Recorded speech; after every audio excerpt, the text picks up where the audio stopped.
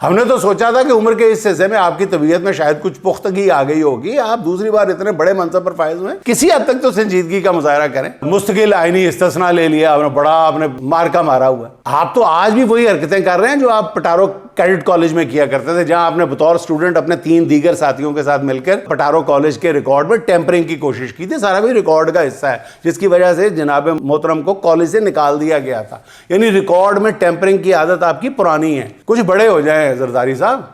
इमरान खान से आपकी और आपकी पूरी क्लास की नफरत की वजह हमें बहुत अच्छी तरह समझ आती है। इस जेल में बैठे शख्स ने आपकी सियासत के बुत को तो पाश-पाश किया ही है, साथ आपकी आने वाली नस्लों की सियासत भी बर्बाद करके रख दी है। जरदारी साहब, अपने बयान पर एक और बात भी तवज्जो नहीं दी गई। असल में जरदारी साहब ने इमरान खान पर निशाना बांध के एक तीर दूसरी जानिब भी फेंका है। वो कहते हैं कि जी पैदा होने के बाद अजान के बाद गोलियों की आवाज़ सुनी, इसलिए उनसे हमें ना डराओ। क्या मतलब? अहम ही खाम खा हीरो बनने की कोशिश। कितनी दफ़ा आपने एस्टेब्लिशमेंट को ललकारा है, बाद में वही पैर पड़े हैं आप जाके। जरदारी साहब ने ये बात उनसे कही है जो आजकल उन्हें 28वीं तरमीम पर मजबूर कर रहे हैं। ये ईंट से ईंट बजाने वाले जरदारी साहब के बयान का तसलसल है, ज़हन में रखें। याद है ना नाज़रीन, आपको ईंट से ईंट बजा देंगे, हमने तो ये ईरान है, उसने चले जाना, ये करना है, वो करना है। छोड़े जरदारी साहब, आपने बिल्कुल ही क्या सूझी थी आपको ये इस मौके पे बयान देनी? चुप करके बैठे दही के साथ रोटी खा रहे, खाते रहते।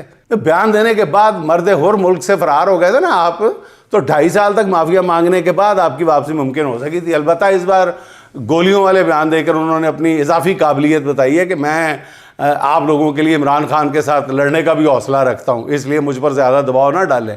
मगर क्या करें जरदारी साहब, आप अपनी अफादियत खो चुके हैं, चले हुए कारतूस हैं, कुछ नहीं है आपके पल्ले। और आपने भुट्टो और बेनज़ीर की जमात के पल्ले भी कुछ नहीं छोड़ा। रही बात बयानिए की, तो आपकी बेटी बख्तावर ने गुज़िश्ता रोज़ तानाज़नी पर मबनी एक ट्वीट किया है, जिस पर रद्द-ए-अमल इंतहाई खौफनाक और परेशान कुन था कि आपकी बहादुर बेटी जो है चंद घंटे के अंदर ही हक़ाइक़ किताब नहीं ला सकी और ट्वीट डिलीट करके सोशल मीडिया से रूपोश हो गई। जनाब सदर, आपकी और आपके घराने की सियासत, कुल सियासत जो है ना, सिर्फ चंद घंटे की मार है।